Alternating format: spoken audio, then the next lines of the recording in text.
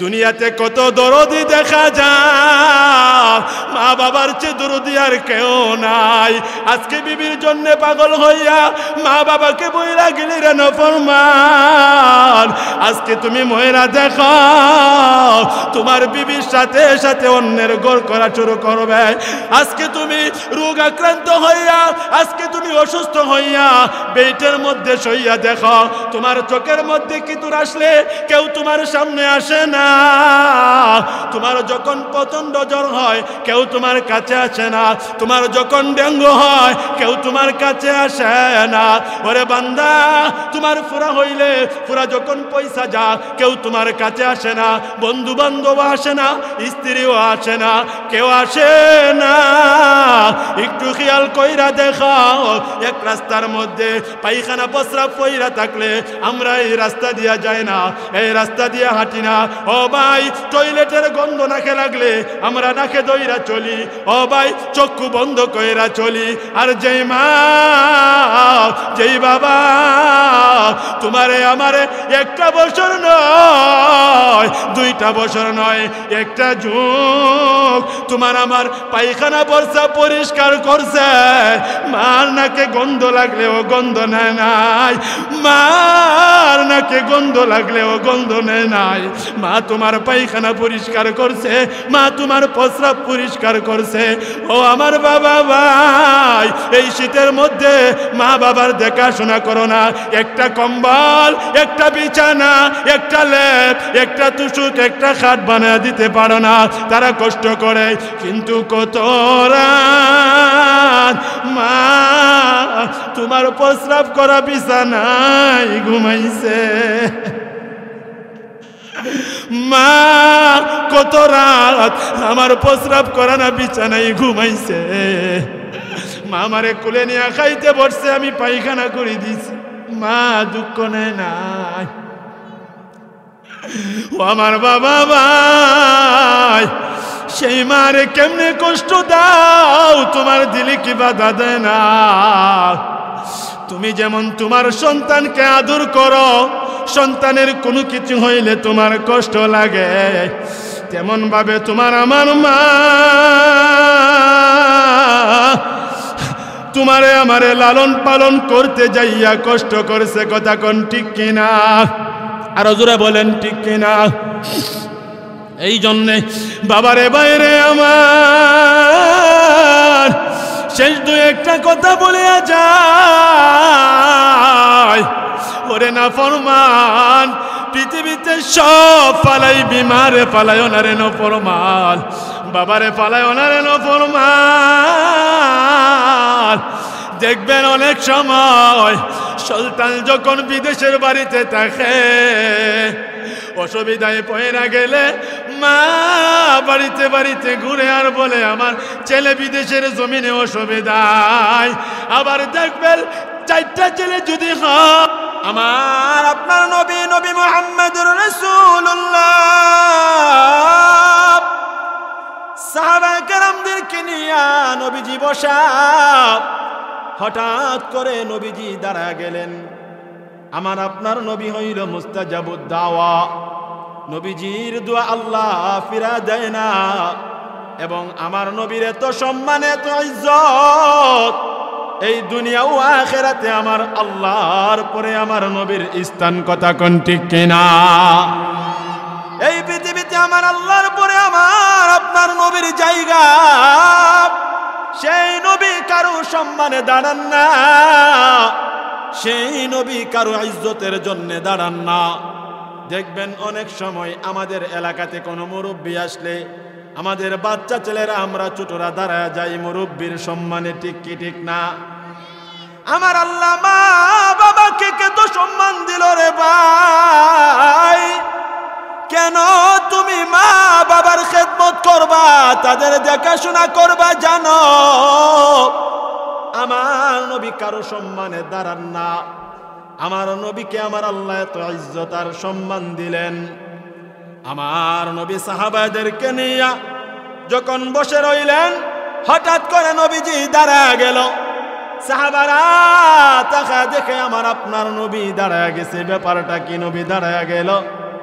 ও ভাই দাঁড়াইয়া আমার আপনার নবী সামনে দিয়া দৌড়তে শুরু করছেন। সুবহানাল্লাহ জোরে কোন। আমার আপনার নবী দৌড়ায়, সামনের দিকে দৌড়ায়। আমার নবীর পিছন পিছন সাহাবারাও দৌড়ায়। আমার নবী কিছুক্ষণ দৌড়ানোর পরে আমার নবীকে সাহাবারা জিজ্ঞাসা করে, ইয়া রাসূলুল্লাহ, আপনি কেন দৌড় মারলেন? আমার নবী কই, তাকায়া দেখো না, ও একটা বৃদ্ধা মহিলা লাঠিতে ভর করে করে আমি নবীজি দরবারে আসতে শুরু করেছে। সুবহানাল্লাহ। ওই মহিলার সম্মানে আমি দৌড়াইলাম, ওই মহিলার ইজ্জতে আমি দৌড়াইলাম। সাহাবারা জিজ্ঞাসা করলেন, ইয়া রাসূলুল্লাহ, আপনি তো কারো সম্মানে দাঁড়ান না, আপনি দাঁড়াইয়া দৌড়ানো শুরু করছেন, কারণ কি? আমার নবী চোখের পানি চায়না কান্দে আর বলে, আমি জন্মের আগে আমার বাবাকে হারাইলাম। বাবা ডাক কত মজা আমি জানি না, বাবা ডাকের মধ্যে কত তৃপ্তি, কত ভালোবাসা আমি নবী জানি না।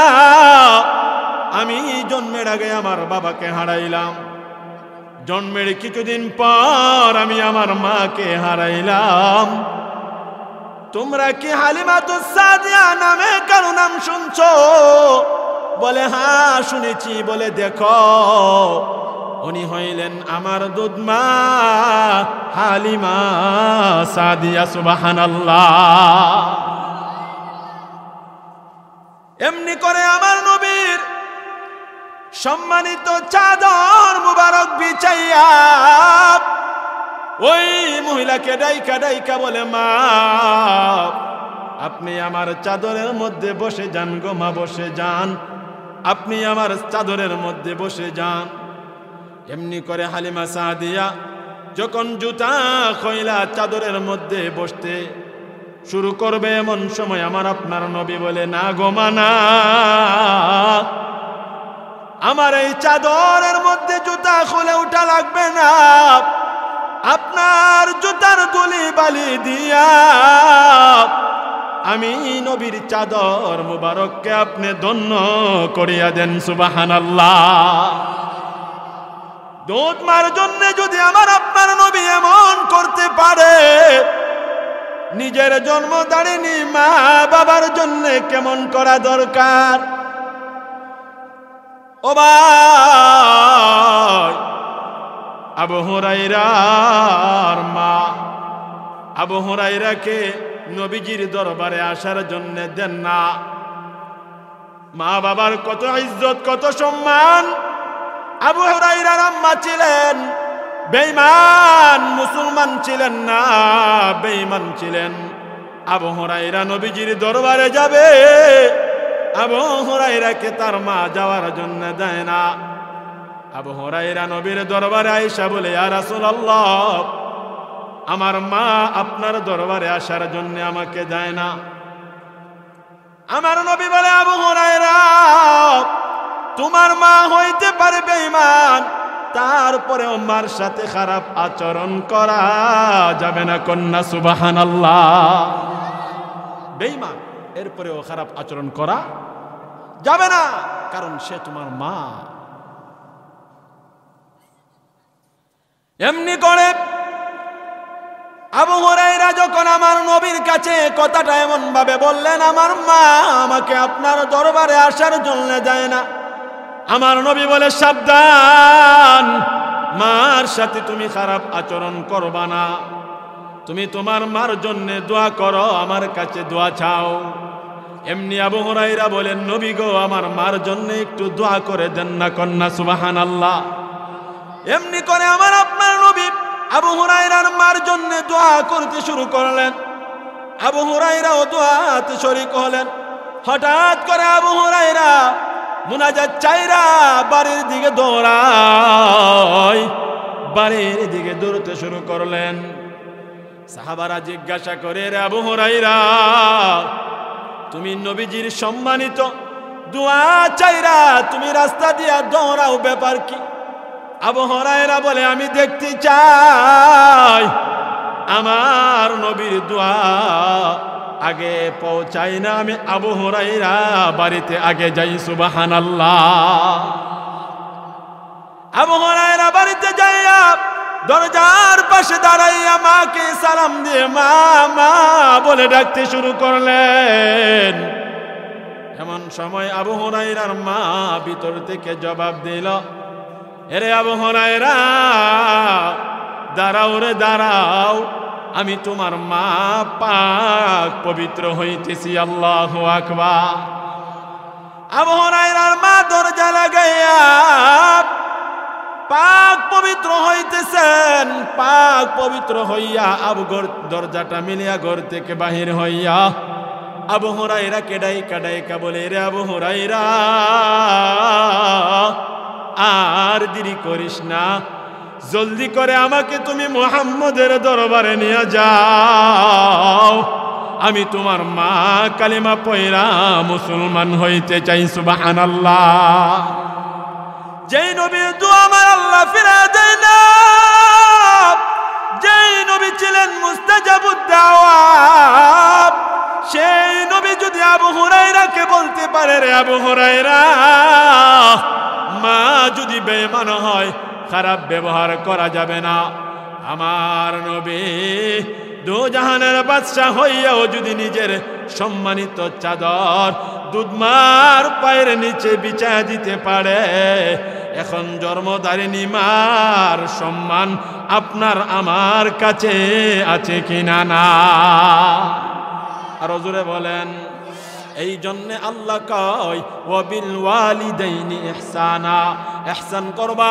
ইহসানের ব্যাখ্যা মুফাসসিরিনে কেরাম অনেকভাবে লিখেছেন। লিখতে লিখতে তারা অনেক সময় কাইল হয়ে গেছে, এরপরেও শেষ হয় নাই। ও ভাই, কেমন ইহসান করবা, কেমন ইহসান করবা? আহসিন কামা আহসানাল্লাহু ইলাইক। আমার মহান মালিক আল্লাহ যেমন ভাবে আমাদের প্রতি ইহসান করছে, কেমন ইহসান করছে আমার আল্লাহ আপনার প্রতি, আমার প্রতি। আল্লাহর কাছে কোনোদিন তুমি চাও নাই, ওরে মালিক আমারে দুইটা হাত দাও, কোনোদিন চাও নাই মালিক রে আমারে দুইটা পাও দাও, কোনোদিন চাও নাই মালিক রে আমারে দুইটা চক্ষু দাও, কোনোদিন চাও নাই মালিক রে আমারে দুইটা কান দাও, কোনোদিন তুমি চাও নাই ওরে আমার মালিক আমারে তুমি জবান দাও, কোনোদিন মালিকের কাছে চাও নাই। কারণ আমার মালিক জানে এই সব বস্তুগুলা আমার বান্দার জীবনে দরকার। কথা কোন ঠিক কিনা? আর জোরে কোন না ঠিক কিনা? আমার এই বান্দার দরকার। আমার আল্লাহ বলে এমন ভাবে মা বাবার প্রতি ইহসান করবা, মা বাবার যে জিনিসটা দরকার তুমি এটা তো দিবা, তুমি খেয়াল রাখবা তোমার মা তোমার বাবা তোমার কাছে কোনো কিছু চাওয়ার আগেই তুমি তাদের কাছে উপস্থিত কইরা দিবা। সুবহানাল্লাহ। ইহসান বলা হয় যতটুকু পাওনা একটা মানুষকে দিলেন, দেওয়ার পরে বাড়তি বৃষ্টি যেই জিনিসটা দিবেন এটার নাম হইল ইহসান। 3 বেলা মা বাবারে খাওয়াইলা, অতটুকু শেষ নয়, আঙ্গুর খাওয়াইবা, আপেল খাওয়াইবা, মালটা খাওয়াইবা। কারণ তারা যখন বৃদ্ধা হয়ে যা তারা দুর্বল হয়ে যা, নাবালক শিশু বাচ্চার মতো হয়ে যা, তাদের কাছে কোনো ক্ষমতা থাকে না। ঠিক না? এখন যেই সমস্ত বাচ্চারা নাবালক তাদের হাতে কোনো ক্ষমতা নাই। যাদের সন্তান আছে একটু খেয়াল করে দেখবেন, যদি বাচ্চা অসুস্থ হয় আপনি অসুস্থ হন, টাকা আছে একজনকে চিকিৎসা করানোর জন্যে 2 জন একসাথে চিকিৎসা করা যাবে না, এমন পরিমাণ টাকা নাই। আপনারা বুঝে থাকলে বলেন, চিকিৎসা আগে আমার না ছেলের? আরো জোরে কোন। বাবা কাশতে কাশতে ভিতরে কফ জমা গেছে, ডাক্তারের কাছে যায় না, কিন্তু শিশু বাচ্চার সর্দি হওয়ার সাথে সাথে ব্রাহ্মণবাড়িয়া ছাড়া ডাক্তার দেখায় না। ঠিক কিনা? অনেক সময় বিবিকে বলে, আমার বিবি তুমি কেমনে থাকো, ঠান্ডার মধ্যে কেন যাও? আমার সন্তানের ঠান্ডা লাগতে পারে এত শীতের মধ্যে। অনেকের ছেলে আছে, মেয়ে আছে, শিশু নাবালক। আমার একটা ছেলে মাত্র 9 মাস। প্রায় সময় বিবিকে বলি ঠান্ডা কাজে যাও না, ঠান্ডা কাজ করো না, তুমি গ্যাসের মধ্যে পাক শাক করবা, পরিবারের সবাই দরকার হইলে গ্যাসে পাক করো, এরপরেও ঠান্ডার মধ্যে যায় না, বাচ্চার ঠান্ডা লাগবো। ঠিক কি ঠিক না? একটু গভীর মনোযোগে কথাগুলা শোনো, দিলের কানটা লাগায় কথাগুলা শোনো। আমরা সবার আগে বাচ্চাকে ডাক্তার দেখাবো, কারণ সে নাবালক, সে বুঝে না, শিশু। তার কত বড় রোগ হইছে, কেমন রোগ হইছে সে বলতে পারে না, আমরা জানি। যখন বাবা মা বৃদ্ধ হয়ে যা, বৃদ্ধা হয়ে যা, তারা মুখ দিয়ে বলতে পারে না, তাদের শক্তি থাকে না। এমন সময় তাদের যতটুকুন দরকার এর থেকে তুমি বেশি দিবা। আপেল, মালটা, কমলা, আঙ্গুর খাওয়াইবা কেন? তুমি ছোট অবস্থায় তোমার মুখে রুচি নাই, মার দুধ খাইয়া এই পরিমাণ পেট তোমার ভরে না। মার দুধ খাইয়া তোমার পেটের খিদা নিবারণ হয় না। তোমার জন্য বিভিন্ন দুধের ফল, বিভিন্ন প্রোটিন জাতীয় খাবার বাবা বাজার থেকে আনে। আমি আমার ছেলেরে সাবু খাওয়াই, দুধ খাওয়াই, হরলিক্স নাকি আরো জানি কি বলছে, আইনা আইনা খাওয়াই, কারণ মার বুকের দুধ খাইয়া পেট ভরে না। ও ভাই, তেমন ভাবে মার বাবা যখন বৃদ্ধ হয়ে যা, বৃদ্ধ হয়ে যা, তাদের মুখে রুচি থাকে না, তারা ঠিক মতে খাইতে পারে না। একটু খেয়াল করে দেখো না, বাবার প্লেটের খানাগুলা একবারে বাবা খাইয়া শেষ করতে পারে না। ব্যাপার কি, ব্যাপার কি? বাবার মুখে রুচি নাই, মায়ের মুখে রুচি নাই, তারা খাইতে পারে না। একটু খেয়াল কইরা দেখো না, তাদেরকে তুমি একটু ফল পুরোটাই না খাওয়াও না, যাতে তাদের পেটটা ভরিয়া যা, পেটটা ভরিয়া যা। ও ভাই, ভাত খাওয়ার পরেও যদি ফল ফ্রুট একটু একটু খাই, পেটের মধ্যে যে খিদা আছে, খিদা থাকবে না। ঠিক কি ঠিক না? এই জন্যে আমার আল্লাহ কই, বান্দা ইহসান কর, ইহসান কর। কেমন ভাবে করবি? যতটুকুন তোরে তোর মা বাবা দিছে তার থেকে তুই বেশি দিবি, বান্দা বেশি দিবি। এই জন্যে বাবারে বাইরে আমার, মার মনে কষ্ট দিয়া, বাবার মনে কষ্ট দিয়া হাজি সাহেব হইলেও লাভ নাই, গাজী হইলেও লাভ নাই, এমপি মন্ত্রী হইলেও লাভ নাই, ইমাম সাহেব হইলেও লাভ নাই, মুফতি হইলে মুহাদ্দিস হইলেও লাভ নাই, শাইখুল হাদিস হইলেও লাভ নাই। কারণ এই কাজের দ্বারা আমার আল্লাহ খুশি নাই। কথা কোন ঠিক কিনা? এই জন্য 3 বেলা খানার পরে মা বাবার জন্য ফল ফ্রুটের দরকার আছে কিনা না? আর জোরে কর। অনেক সন্তান আছো, অনেক সন্তান আছো, নিজের শাশুড়িকে নতুন কাপড় কিনা দিলা, নিজের বউকে তুমি সুন্দর জামপাট আর গেঞ্জি কিনা দিলা, মা ফারা জামপাট পরে, ফারা কাপড় পরে তুমি খবর নিলা না। তোমার জন্য আমার আল্লাহর পক্ষ থেকে লানত। কেমন ভাবে তুমি মা বাবার খবরটা নিবা? আজকে বাড়িতে যাইয়া এত ঠান্ডার দিনে ঘরের ভিতরে ঢুইকা দেখবা তোমার মা যেই বিছানাটাই ঘুমাইছে, বিছানার নিচে আরাম আছে কিনা, বিছানার নিচে গরম আছে কিনা। এত ঠান্ডার মধ্যে আমরা জোয়ান মানুষ, শরীরের রক্ত গরম, আমরা বইসা থাকতে পারি না, হাঁটতে পারি না, চলতে পারি না, আমাদের হাড়ির গিরাই গিরাই পর্যন্ত ব্যথা করে। ঠিক কিনা? আরো জোরে কন। বৃদ্ধা মানুষ কেমনে থাকবে? তারা তো নরম হয়ে গেছে। এই জন্য বাড়িতে যাইয়া খবর লইয়া দেখবা তাদের বিছানাটা নিয়ে আরামদায়ক, ওপরের বিছানাটা নিয়ে আরামদায়ক। আমার মাটিনের ঘরে থাকে, টিন ঠান্ডা হইয়া মা ঠান্ডা হয়ে যায়।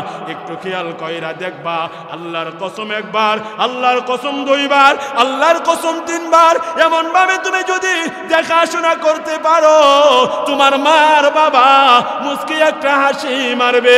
এই হাসিটা তোমার জন্য নাজাতের জরিয়া হয়ে যাবে। কথা কোন ঠিক কিনা? এই জন্য বাবারে বন্ধুরে আমার, আল্লাহর পয়গম্বর বলেন, আল জান্নাতু তাহতা কদামিল উম্মাহাত। এ আমার উম্মতের দলেরা, মা বাবার পায়ের তলে তোমাদের জান্নাত। তোমরা হাসিল কইরা নাও। মা বাবা হাত তৈলা দোয়া করা লাগবে না, এমন ভাবে হাত তৈলা দোয়া করা লাগবে না। তারা যখন মুস্কি একটা হাসি মারবে, আমার আল্লাহর কুদরতি দিল ঠান্ডা হয়ে যাবে। সুবহানাল্লাহ, জোরে কর। দেখবেন বাচ্চা অসুস্থ থাকলে, রোগে আক্রান্ত থাকলে, যখন বাচ্চাটা সুস্থ হয়, মা আর বাবা একটা মুস্কি হাসি মারে। ঠিক না? বাচ্চা যখন হাসি দেয় বাবাও হাসি দেয়, মজার হাসি, ঠিক না?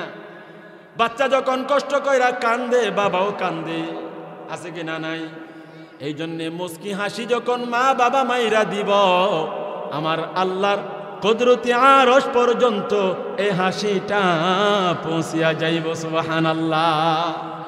কারণ রিজার রব্বি ফি রাদাল ওয়ালিদাইন, আব্বা আম্মা খুশি তো আমাদের আল্লাহ খুশি, ঠিক কি ঠিক না? আব্বা আম্মা খুশি তো আমাদের আল্লাহ খুশি। এই জন্যে বাবারে বন্ধুরে আমার, আজ থেকে নিয়ত করব, আমরা যাদের মা বাবা আছে তাদের দেখাশোনা করব। 3 বেলা খাওয়ান দেওয়ার পরেও আপেল আঙ্গুর মালটা কিছু খাওয়ানোর দরকার আছে কিনা নাই? আর জোরে কর। ও ভাই, আপনাদেরকে ছোট্ট একটা ওয়াকা শোনা যায়, যে সমস্ত মানুষ আব্বা আম্মার সাথে ভালো ব্যবহার করবে, ভালো আচরণ করবে, তাদের জন্য পুরস্কার আছে রে ভাই। আর যারা খারাপ আচরণ করবে, খারাপ ব্যবহার করবে, তাদের জন্য আযাব আছে রে ভাই, আযাব আছে। গভীর মনোযোগে শোনো, একটা কথা আপনাদেরকে শোনাইতে চাই মধ্যখান দিয়া। যাদের মা নাই, যাদের বাবা নাই, যারা অন্ধকার ঘর কবরে ঘুমাইছে, তাদের জন্য দোয়া করার দরকার আছে কিনা নাই? আরো জোরে কোন, দোয়া করার দরকার আছে। দোয়া করলে লাভ না লস? আরো জোরে কোন, দোয়া করলে লাভ আছে। দোয়া করলে যে লাভ, আপনারা অনুমতি দিলে ফাঁকে দিয়া কথাটা কইতাম। কি জন্য কইতাম জানেননি? অনেক কপাল ফোরা আছে, ঠান্ডার সুডে দোয়া না করে বাড়িতে গিয়া ঘুমাইব, আছে না? এগুলারে আমি দেখি আমার বাসায় কপাল ফোরা। আমার বাসায় কি দেখি আমি? কপাল ফোরা। কপাল ফুরছে কারণ কেন? লটারি লাগ যাও, লটারি ফিরে গেছে গা। এটা লটারি দিয়ে ফিরছে, আল্লাহ দিছেন লাগাই, আহের নিজের বদ আমলের দোষে ফিরে বাড়িতে গেছে গা। এমন কিছু কপাল ফোরা আছে কিনা নাই? কি ঠান্ডা পড়ছে, ঠান্ডার মধ্যে বাড়িতে গিয়ে ঘুমাইব। কবরে কেমনে থাকবা? ঠান্ডার ভিতরে কেমনে থাকবা? দেখবেন একটা মশা, শীতের দিন একটা মশা কানের দিক দিয়ে গেলে ঘুম ভেঙে জায়গা, ঠিক না?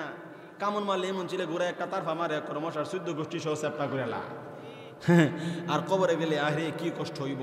ফাঁকে দিয়া যাদের আব্বা আম্মা কবরে ঘুমাইছে, ও ভাই, যারা আমরা আব্বা আম্মার সাথে খারাপ আচরণ করছি, খারাপ ব্যবহার করছি, তাদের জন্য আমাদের দায়িত্ব এখন হবে দোয়া করা। কারণ কেন? তাদের কাছে তো আমরা আর মাপ চাইতে পারবো না, ক্ষমা চাইতে পারবো না। আল্লাহর কাছে ক্ষমা চাওয়া, আল্লাহর কাছে মাপ চাওয়া, তাদের জন্য দোয়া করা।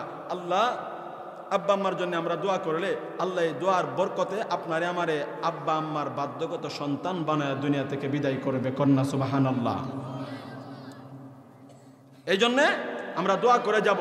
দোয়া করলে যে লাভ, এই কথাটা আপনারা অনুমতি দিছেন। ফাঁকে দিয়া 2 মিনিটে কইলাম, আপনারা কেন মনে হয় কথাটা একবার বলছি না, বলছি না আমার স্মরণ নাই, কারণ আপনাদের গ্রামে আমি বেশ কয়েকটা প্রোগ্রাম করে ফেলছি। এরপরেও বলি, ও ভাই, আপনাদের এই মাদ্রাসার যে মুহতামিম সাহেব হুজুর, আপনাদের এই মাদ্রাসার মধ্যে নতুন মুহতামিম সাহেব আসছে না? জুবাইর সাহেব তো চলে গেছে, উনি আমার পাশে এক গ্রামে, ওনার গ্রামে মাদ্রাসা করছে। জুবাইর সাহেব উনি ওনার তুলিয়ারা গ্রামে মাদ্রাসা করছে, আমি অষ্টগ্রাম থাকি এখন বর্তমানে। যাই হোক, যে কথাটা বলতেছিলাম, নতুন মুহতামিম সাহেব হুজুর মাদ্রাসা বন্ধ দিয়া বাড়ির দিকে যায় কি যায় না? আরো জোরে কোন যায় কি যায় না? যায়।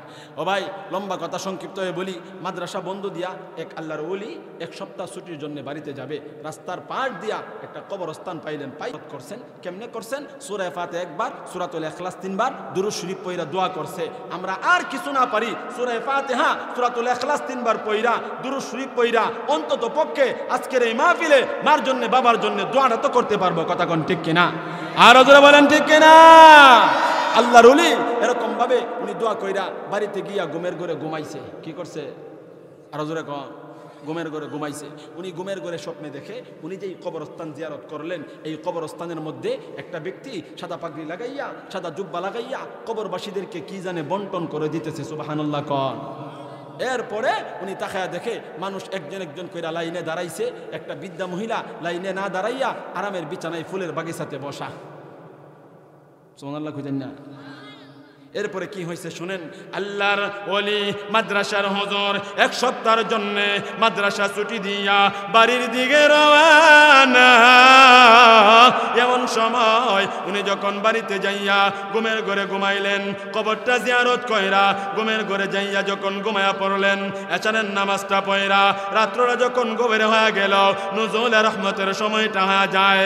এমন সময় ওই আল্লাহর ওলি মাদ্রাসার হুজুর ঘুমের ঘরে স্বপ্নে দেখে, কে জানে রে আল্লাহর বান্দা সাদা পাগড়ি লাগাইয়া জুব্বা লাগাইয়া কবরবাসীদেরকে কি জানে বন্টন করে দিতেছেন। এমন সময় একজনের পরে আরেকজনা মানুষ এক এক কইরা লাইনে দাঁড়ায় গেল। এরপরে আল্লাহর ওলি তাকায়া দেখে একটা বৃদ্ধা মহিলা লাইনে না দাঁড়াইয়া আরামের বিছানায় ফুলের বাগিচার মধ্যে বসা। আল্লাহর ওলি তাকা দেখো ওই মহিলা ফুলের বাগানে বসা।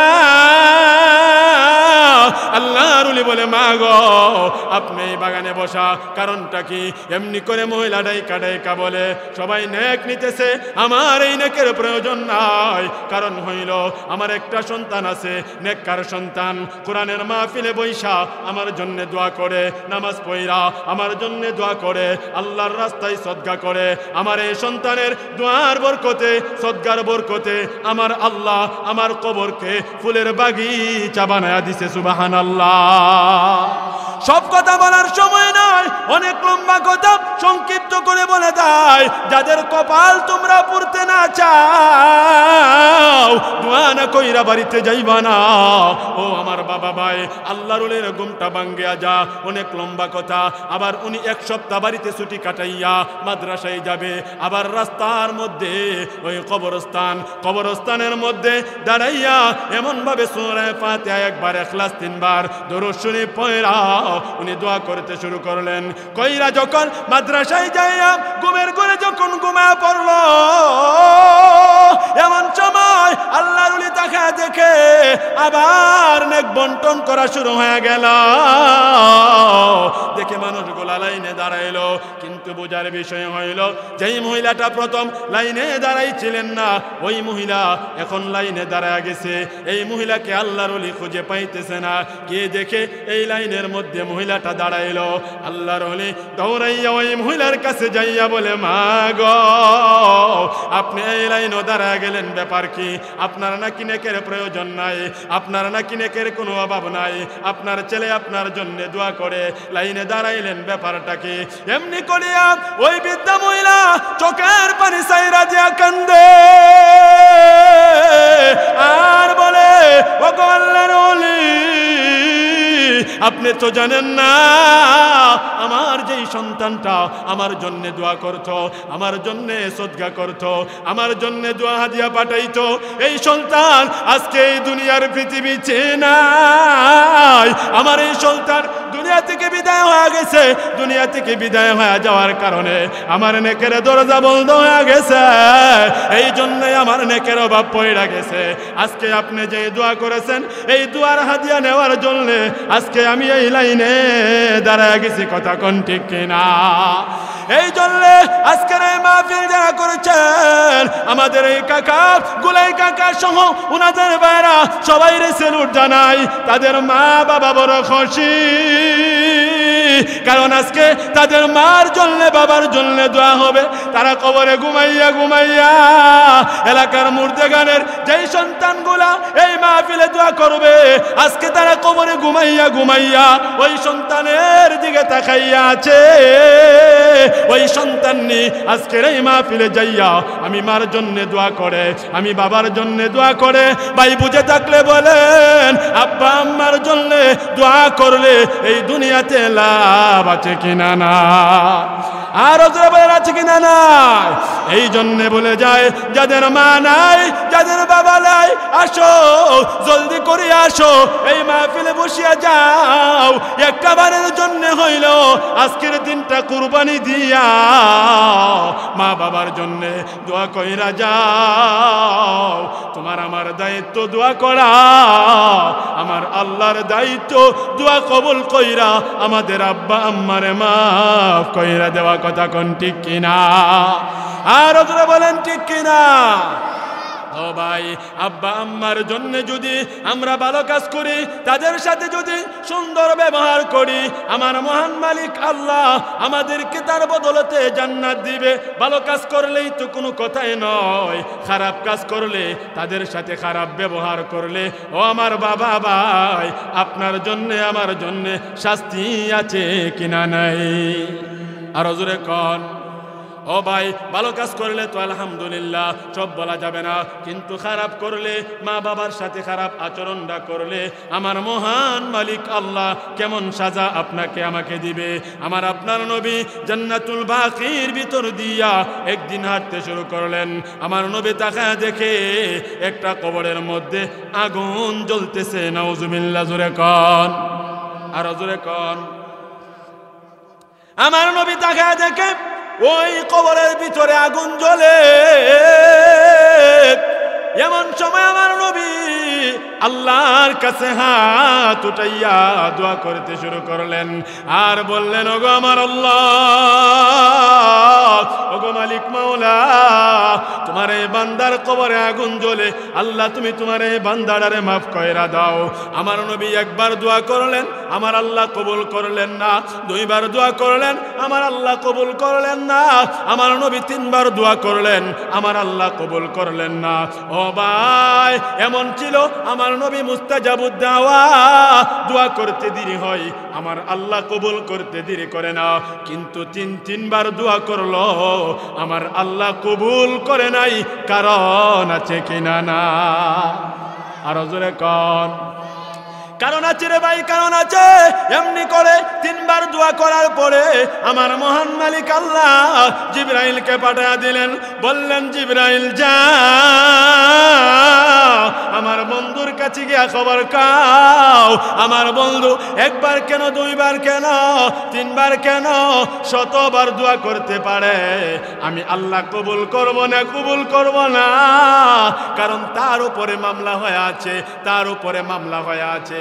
আমি প্রথম বলেছিলাম, আমলদার হইতে পারো, হাজী সাহেব হইতে পারো, ও ভাই মুফতি মুহাদ্দিস হইতে পারো, হাফেজ আলেম হইতে পারো, মা বাবার সাথে খারাপ আচরণ করলে আল্লাহর দরবারে তুমি আটকে যাইবা। আমার আল্লাহ জিবরাইলকে বললেন, জিবরাইল যা আমার বন্ধুর কানে গিয়ে খবর কাও। আমার বন্ধুকে বলো, ওই সন্তানের মা এখনো দুনিয়াতে বেঁচে আছে, সে মার সাথে খারাপ আচরণ করছে। এই জন্য আমি আল্লাহ যতক্ষণ পর্যন্ত তার মা তারে ক্ষমা না করবে, ততক্ষণ পর্যন্ত আমি আল্লাহ আপনার দোয়া কবুল করব না। কোন আল্লাহু আকবার। আর জোরে বলেন আল্লাহু আকবার। ও বাবা ভাই, আমার আল্লাহ সাহাবায়ে কেরামদেরকে পাঠিয়ে দিলেন, যাও জলদি করিয়া যাও, তার মায়ের গিয়ে খবর লাও। সাহাবায়ে কেরাম তার মাকে আল্লাহর নবীর কাছে হাজির করলেন। হাজির করার পর আমার আপনার নবী বললেন, ওগো আম্মা জান, আপনার সন্তানটাকে আপনি মাফ করে দেন, আপনি ক্ষমা করে দেন। আপনার সন্তানের কবরে আগুন জ্বলতেছে। ওই বৃদ্ধা মা চোখের পানি ছাইরা কান্দে আর বলে, জ্বলুক, আমার কোনো সমস্যা নাই, কারণ আমি এই সন্তানের প্রতি বদদুয়া করেছি, আল্লাহ যেন তারে কবরে শাস্তি দেয়। কেন? আমার এই সন্তান ঠিক মতো আমারে খানা পেনা দেয় নাই, আমার সাথে খারাপ আচরণ করছে, আমার সাথে খারাপ ব্যবহার করছে, আমাকে মারধর করছে। এলাকাতে এমন সন্তান আছে, মা বাবাকে মারধর করে, কথা কোন ঠিক কিনা? আর জোরে বলেন ঠিক কিনা? ওই সমস্ত নাফরমানকে ধিক্কার জানায় বলা যায়, যারা মা বাবার উপরে হাত তুলো, নির্যাতন করো, তাদেরকে খানা পিনা দাও না, তাদের পোশাক দাও না, ওষুধের টাকা দাও না, তাদেরকে ফল ফ্রুট তুমি খাওয়াও না, তাদের প্রতি ইহসান করো না, তোমাদের জন্য আল্লাহর আযাব নির্ধারিত হয়ে আছে। আমার নবী যখন বললেন, মা গো মাফ কইরা দেন, মহিলা বলে, না, আমার এই সন্তান আমার দেখাশোনা করে নাই, আমার কাজ কাম করে নাই, আমার খেদমত করে নাই, আমাকে বাদ দেয় নাই, আমার দেখাশোনা না করার কারণে আমি কষ্ট পাইছি, আমার উপরে হাত তুলেছে, আমি কষ্ট পাইছি, আমি বদদুয়া করেছি, জ্বলুক, তার কবরে আগুন জ্বলুক, আমার কোনো সমস্যা নাই। এমনি করে আমার আল্লাহ আল্লাহর নবীর কাছে, আল্লাহ নবী আমার আল্লাহর কাছে আবার হাত উঠে বললেন, ওগো আমার আল্লাহ, মার মনে বড় ব্যথা, মার মনে বড় দুঃখ। এই মা সন্তানকে মাফ করবে না। সন্তানের কবরে যে আগুন জ্বলে, এই আগুনটা মার চোখের সামনে তুলিয়া দাও আল্লাহ গো। মার চোখের সামনে সন্তানের কবরের আযাবটা তুলিয়া দাও। এই দোয়া যখন করলেন আমার আল্লাহ এই দোয়াটা কবুল করলেন। মার চোখের সামনে আযাবটা যখন তুলে ধরা হলো, মা চোখের পানি চাইরা কান্দে আর বলে, ও আল্লাহর পয়গম্বর, আমার সন্তানের কি অবস্থা, আমার সন্তানের কবরে কেমন আগুন জ্বলে, আমি মা কেমনে সহ্য করব? আপনি একটু দোয়া করেন, আল্লাহর কাছে বলেন আমি আমার সন্তানকে মাফ করে দিছি, আমি আমার সন্তানকে ক্ষমা কইরা দিছি, আপনি একটু দোয়া করে দেন। এরপরে আমার নবী আল্লাহর কাছে দোয়া করলেন, মালিক গো, ওই সন্তানের মা তারে মাফ কইরা দিছে, আল্লাহ তুমিও মাফ কইরা দাও। আমার আল্লাহ এরপরে সন্তানকে মাফ করে দিছে। যেই কথাটা বুঝাইতে যায়, যারা মা বাবার সাথে চক্রাঙ্গাইয়া কথা বলো, কষ্ট দিয়া কথা বলো, উপায় নাই, উপায় নাই। সন্তান তুমি বিদেশে দেখো, মা বাবার খবর নেও না, তাদের দেখাশোনা করো না, উপায় নাই, উপায় নাই। যারা মার সাথে বিয়াদবি করছো, তাদেরকে খানা পিনা দাও না, তাদেরকে মায়ের দূর করছো, তোমাদের হাতে ধরে বলে যায়, তোমাদের পায়ে ধরে বলে যায়, মা বাবার পায়ে ধইরা মাপ চাইবা, মা বাবার হাতে ধইরা মাপ চাইবা। কারণ কেন রে বান্দা, কেন? রিজার রব্বি ফি রিজাল ওয়ালিদাইন। মা বাবা খুশি তো আমার আল্লাহ খুশি, কথা কোন ঠিক কিনা? মায়ের মতন দরদি কেউ এই দুনিয়ায় পাইবা না, মায়ের মতন দরদি কেউ এই দুনিয়ায় পাইবা না, যে মায়েরই পদ তলে জান্নাত সন্তানের ওই ঠিকানা, কথা কোন ঠিক কিনা? দুনিয়াতে কত দরদি দেখা যায়, মা বাবার চেয়ে দরদি আর কেউ নাই। আজকে বিবির জন্য পাগল হইয়া মা বাবাকে বইরা গেলি রে নফরমান। আজকে তুমি ময়রা দেখো, তোমার বিবির সাথে সাথে অন্যের ঘর করা শুরু করবে। আজকে তুমি রোগ আক্রান্ত হইয়া, আজকে তুমি অসুস্থ হইয়া বেটের মধ্যে শইয়া দেখো, তোমার চোখের মধ্যে কিতুর আসলে কেউ তোমার সামনে আসে না। তোমার যখন প্রচন্ড জ্বর হয় কেউ তোমার কাছে আসে না, তোমার যখন ডেঙ্গু হয় কেউ তোমার কাছে আসে না। ওরে বান্দা, তোমার ফুরা হইলে, ফুরা যখন পয়সা যা, কেউ তোমার কাছে আসে না, বন্ধু বান্ধব আসে না, স্ত্রীও আসে না, কেউ আসে না। একটু খেয়াল কইরা দেখাও, এক রাস্তার মধ্যে পায়খানা প্রস্রাব পইরা থাকলে আমরা এই রাস্তা দিয়া যাই না, এই রাস্তা দিয়া হাঁটি না। ও ভাই, টয়লেটের গন্ধ নাকে লাগলে আমরা নাকে দইরা চলি। ও ভাই, চক্ষু বন্ধ কইরা চলি। আর যেই মা, যেই বাবা তোমারে আমারে একটা বছর নয়, দুইটা বছর নয়, একটা যুগ তোমার আমার পায়খানা প্রস্রাব পরিষ্কার করছে, মার নাকে গন্ধ লাগলেও গন্ধ নেয় নাই, মার নাকে গন্ধ লাগলেও গন্ধ নেয় নাই। মা তোমার পায়খানা পরিষ্কার করছে, মা তোমার প্রস্রাব পরিষ্কার করছে। ও আমার বাবা ভাই, এই শীতের মধ্যে মা বাবার দেখাশোনা করো না। একটা কম্বল, একটা বিছানা, একটা লেপ, একটা তুষুক, একটা খাট বানিয়ে দিতে পারো না। তারা কষ্ট করে, কিন্তু কত রাত মা তোমার প্রস্রাব করা বিছানায় ঘুমাইছে। মা কত রাত আমার প্রস্রাব করা না বিছানায় ঘুমাইছে। মা আমারে কুলে নিয়ে খাইতে বসছে, আমি পায়খানা করে দিছি, মা দুঃখ নেয় নাই।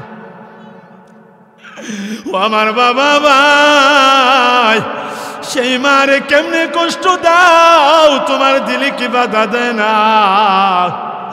তুমি যেমন তোমার সন্তানকে আদর করো, সন্তানের কোনো কিছু হইলে তোমার কষ্ট লাগে, তেমন ভাবে তোমার আমার মা তোমারে আমারে লালন পালন করতে যাইয়া কষ্ট করছে, কথা কোন ঠিক কিনা? আর জোরে বলেন ঠিক কিনা? এই জন্যে বাবারে বাইরে আমার শেষ দু একটা কথা বলিয়া যায়। ওরে না ফরমান, পৃথিবীতে সব পালাই, বিমারে পালায় না রে নফরমান, বাবারে পালায় না রে নফরমান। দেখবেন অনেক সময় সুলতান যখন বিদেশের বাড়িতে থাকে, অসুবিধায় পয়রা গেলে মা বাড়িতে বাড়িতে ঘুরে আর বলে আমার ছেলে বিদেশের জমিনে অসুবিধায়। আবার দেখবেন চারটা ছেলে যদি হয়, একটা ছেলের রুজি রোজগার কম থাকলে মা ছেলের ঘরে যাইয়া যাইয়া কান্দে আর আল্লাহরে বলে, আল্লাহ গো আমার এই ছেলেটার রুজিতে বরকত দাও। ও ভাই, না জানি এই নিয়ামত গুলা কার কবরে ঘুমাইছে রে ভাই। যেই সন্তানের মা নাই সে জানে মা দুনিয়াতে কত বড় নিয়ামত। ও ভাই, আল্লাহর কসম খেয়ে বলতে পারি, আজকে তুমি যেই জিনিসের জন্য পাগল হইছ, হইয়া মারে কষ্ট দিছ, বাবারে কষ্ট দিছ, এই জিনিসগুলা তোমার আপন হবে না। রাতের বেলা পকড়াও শেষ করে বাড়ির দিকে রওনা হইলে একটা দুইটা নয় 10-20টা কল দিলেও বিবি ধরে না। আল্লাহর কসম, আমার মাকে 1, 2, 3টা থেকে বেশি কল দেওয়া লাগছে না রে ভাই। এই জন্যে নিয়ামত গুলা যারা হারাইছ তাদের জন্য দোয়া করো, আর যাদের আছে নিয়ামত মনে কইরা কদমে গিয়া লোটায়া পড়িয়া যা। ও আমার বাবা, ও আমার ভাই রে, মা বাবা যে কত বড় নিয়ামত, দুনিয়া থেকে বিদায় হয়ে গেলে পরে বুঝবি রে ভাই। এই জন্য চোখের পানি চায় না যাদের আব্বা নাই, যাদের আম্মা নাই, একটা ফোঁটা চোখের পানি আল্লাহর কাছে বড় দামি।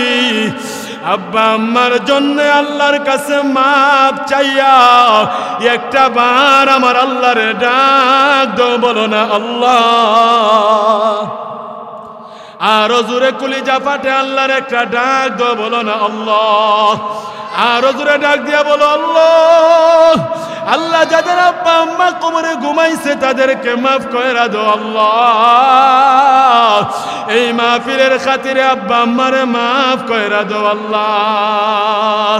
ও আমার বাবা ভাই, আজকের এই মাহফিলে দোয়া করব আমরা যারা মারে বাবারে কষ্ট দিছি, যারা কবরে ঘুমায়া গেছে, আল্লাহর কাছে দোয়া কইরা মাপ চাইয়া মা বাবার বাধ্যগত সন্তান হইয়া এই দুনিয়াতে চলার চেষ্টা করব। আল্লাহ আমাদেরকে তৌফিক দান করেন, কোন আমিন। আর জোরে বলেন আমিন। সুবহানাল্লাহ ওয়ালহামদুলিল্লাহ, লা ইলাহা ইল্লাল্লাহ, লা ইলাহা ইল্লাল্লাহ, লা ইলাহা ইল্লাল্লাহ। সুবহানাল্লাহ ওয়ালহামদুলিল্লাহ, লা ইলাহা ইল্লাল্লাহ, লা ইলাহা।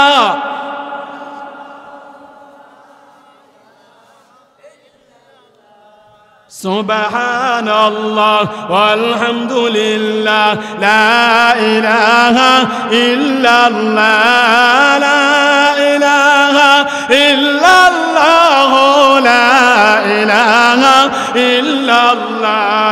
সুবহানাল্লাহ, লা ইলাহা ইল্লাল্লাহ, লা ইলাহা ইল্লাল্লাহ, মুহাম্মাদুর রাসূলুল্লাহ। সবাই পড়েন সাল্লাল্লাহু আলাইহি ওয়াসাল্লাম। আলহামদুলিল্লাহ। ভাই, আমি আমিও আপনাদের এলাকার সন্তান, প্রত্যেক বছরতে আসি। আমার রোজিং মাস্টারের আব্বা আম্মা যারা অন্ধকার কবরে ঘুমাইছে, আরও যারা এলাকার মুর্দেগান কবরে ঘুমাইছে, আমরা তাদের জন্য শেষ দোয়াটা করে বাড়িতে যাব, রাজি আছি তো ইনশাআল্লাহ? সবাই একটু হাত ওটা একটু দেখাই না, শীতটা একটু কমবো ইনশাআল্লাহ। আল্লাহ সবাই কবুল করেন, কোনা আমিন। অগোছালো আলোচনা।